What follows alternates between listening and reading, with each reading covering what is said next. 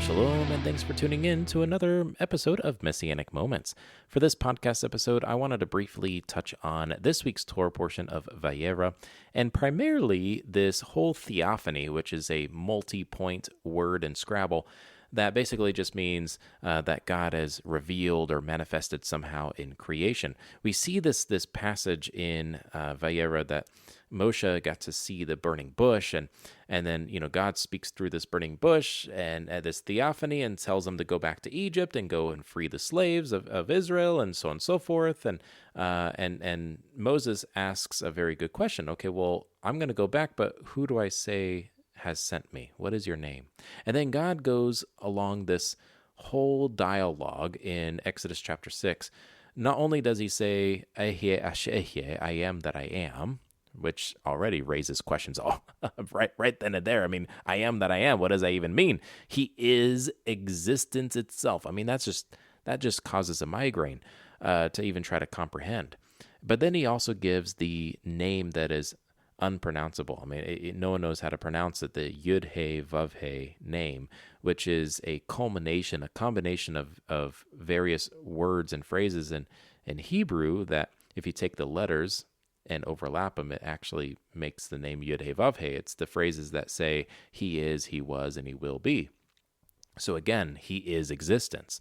But it's also this name. This name denotes visibility. He's the God who is able to be seen and is able to be visible. He's right here in a burning bush, and he's experiencing, Moses is experiencing God in a visible way. And in fact, God even says in Exodus here, in this week's Torah portion, that he appeared to Abraham, Isaac, and Jacob not as Yud-He Vav-He, but that he appeared to them as El Shaddai instead. So what is going on here? There are multiple names of God, and different people are experiencing God in different ways. We have Abraham, Isaac, and Jacob, the patriarchs themselves, experience God as El Shaddai, but they did not experience him as Yud-He Vav-He. But then we have Moses here, who gets to experience this brand new name that Abraham, Isaac, and Jacob didn't get to experience as Yud-He Vav-He. Well, I mean, what's going on here? And so I want to kind of touch back on the name of El Shaddai real quick and kind of go back into that. So in Genesis, I believe it's Genesis chapter 17, God says, Ani El Shaddai, yeah, right? I am El Shaddai. But then God gives this direction to Abraham, and he says, walk before me and be perfect. So there's some context clues here of what this name might mean, right? So Yud-He Vav-He means existence. He is that he is. He is visible. He is God. I mean, you can see him. But with Abraham, Isaac, and Jacob, they did not get to experience that side of God. They didn't get to experience that revelation, that theophany. They got to experience El Shaddai, the God who tells them to walk before them and be perfect, be blameless. So what does it mean to actually walk before God? Now, that is a really interesting one, to walk before God. Now, there's actually some extra context clues in the book of Genesis as well. We see during the blessing of Jacob to Ephraim and Manasseh, that he says that God was a shepherd to him, right? That it's El Shaddai, the God who has been a shepherd to me. And so we see some extra context clues here that, okay, there's a shepherd. God is the shepherd. He's asking Abraham, Isaac, and Jacob as El Shaddai to walk before him. But what does that really mean to walk before him, though? I mean, it literally is saying, walk in front of me. That's what it means. To walk before someone is to walk in front of them as you take on the back seat. And so God is saying here, I'm going to be behind you. You just keep walking. Walk in front of me. Keep going. Now, to us here in the 21st century, we may not necessarily know exactly what that means, because not many of us know anything about agriculture and farm life and herding sheep and, walking them from place to place, being a shepherd. But just a little bit of research into agriculture and into the whole sheep and farm life, you can see not only in real life, but also in like movies and on TV shows that have this shepherd with the flock of sheep, you do see them actually staying behind. Very rarely will you see the leader being in front of the sheep. Rather, you see the sheep in front of the leader. The leader is behind the flock. And it's really interesting. And so just a little bit of research on that. So the reasons why the shepherd might take the back seat, if you will, and ask the sheep to walk before him is, one, the shepherd gets to scan the environment, and he gets to actually see from a bird's eye view. He gets to see all of his flock. He gets to see all of the sheep. He sees them. He sees them. Now, that's a key thing to remember. So put that in the back of your mind there, because we're going to kind of come back to that. But he sees the sheep, right? And he's able to scan the environment, and he can see if there's any predators. He can see if there's any danger, any cliff faces, any edges, whatever's going on, he can see it. He knows. He can see it. He also knows more than the sheep. He knows his direction. He knows where he's going. He knows where there's going to be water. He knows where there's going to be some food, some pastures to lie down and take a snooze, and so on and so forth. He knows where he's going, and he's able to see the sheep, and and so on and so forth. So how do the sheep stay in this formation? How are they constantly able to keep going? I mean, yeah, there might be one or two here and there that will go astray. Of course, that's why the shepherd has various tools. He has tools like the rod. He's able to kind of hit the sheep a little bit, just kind of hit them to get them back into their position. And not only that, but the sheep that are closest to the shepherd, they might be able to see the shepherd in their peripherals, but even them, they're not necessarily focused on the shepherd per se. They're focused on just walking, because the shepherd keeps moving. Since the shepherd keeps moving, they got to keep moving, because then the shepherd's going to hit, bang them with his rod. And then they're like, okay, I got to get going. I can't just stop here. So the sheep that are closest to the shepherd, they sense his presence. They know that he's there. They can kind of see him in their peripherals. And so since the shepherd is moving, they are moving. So they just keep walking. Now, what do those sheep do that are next to or nearest to the shepherd? Well, they kind of bump into the sheep in front of them. And so now those sheep, they get the sense, all right, I got to keep moving. So those sheep are getting bumped into, and then those sheep bump into the next ones, and then it just creates this domino effect of sheep bumping into each other. And then eventually all these sheep are just bumping into each other, and they just keep walking. And the person at the very front, the sheep at the very front, thinks that they're the leader, but they're really not. And they're just kind of walking. They just keep going in this direction. They for the most part keep in the same formation. And eventually they, after a long time of walking, and they might find a pasture that they can lie down and they can graze in peace. And they see a wolf, and then they freak out, but then out of nowhere this wolf kicks the bucket. Little did they know that the shepherd was behind them with a slingshot, and just like just shot the rock at the wolf, and boom, they're done. They just keep going, and they keep finding these provisions. They keep stumbling upon water to drink, and they keep stumbling upon grass to eat on, and pastures to lie down and snooze for safety, and so on and so forth. They feel, and then at the same time, they ultimately feel kind of a peace, even though they don't see the shepherd, right? All these sheep in the flock, they don't see the shepherd. They don't even know that he even exists.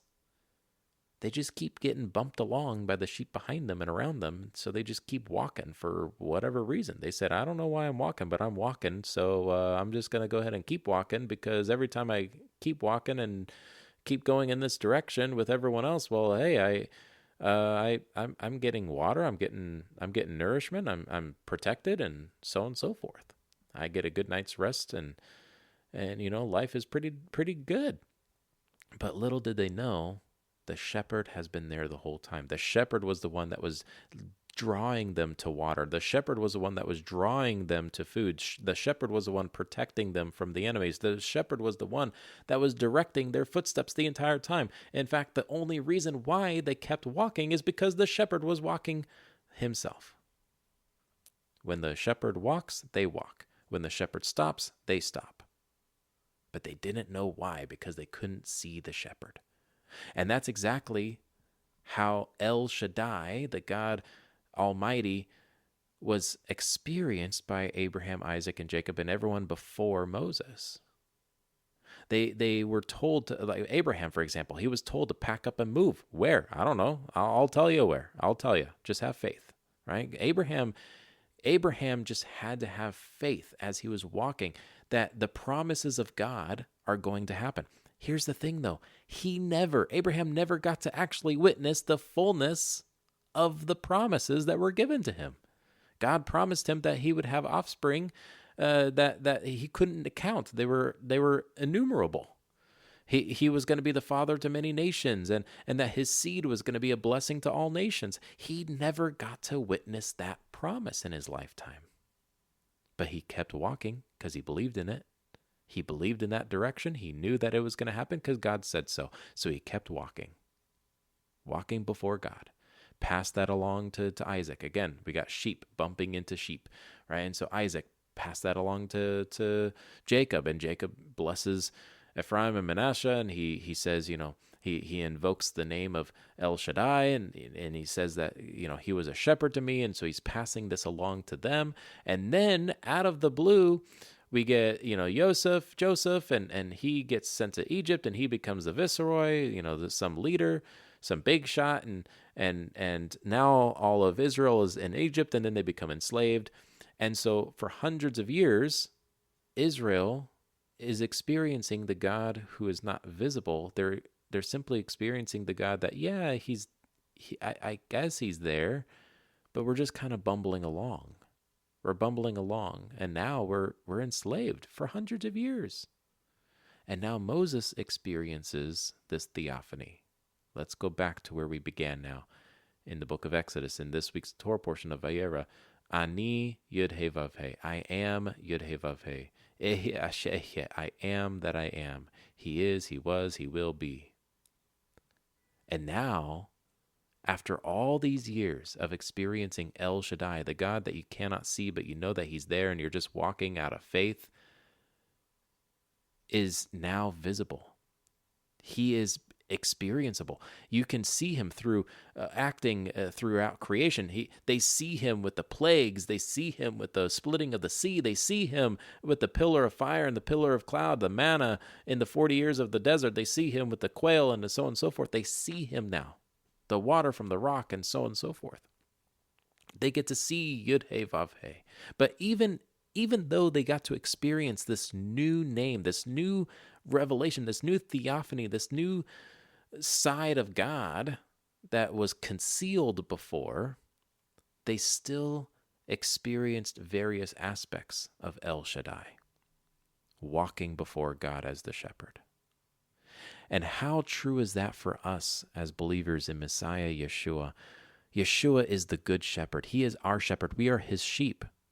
And like a good shepherd, he stays behind the flock to scan, to make sure that everything is safe as he's directing the flock. He's staying behind. He is concealed. He's in a position that you don't see him. He's not walking on the earth right now.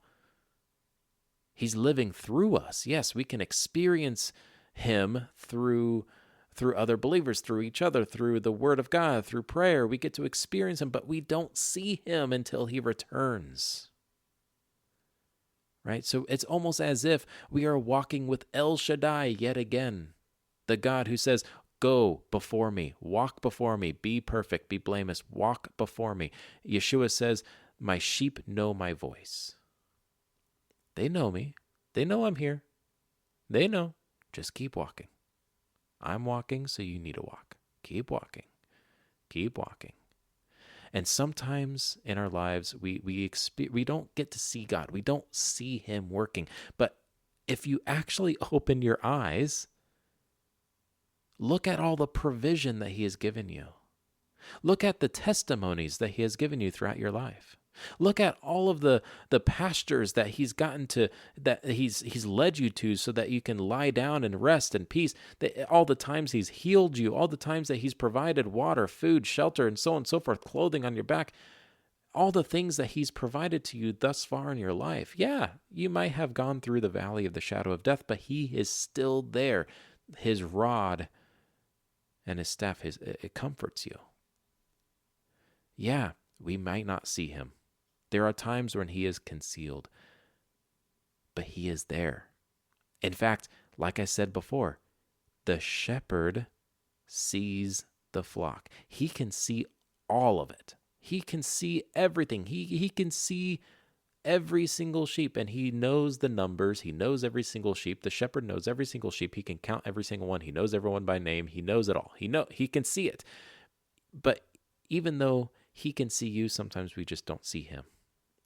But that doesn't mean that we turn our backs and we look behind us to just make sure. No, have faith. He's there. You don't need to turn around. You don't need to look back and say, "Oh, is he even still there back there? I don't know. I mean, I don't know if he took a snooze and we're just kind of keep walking." Nope.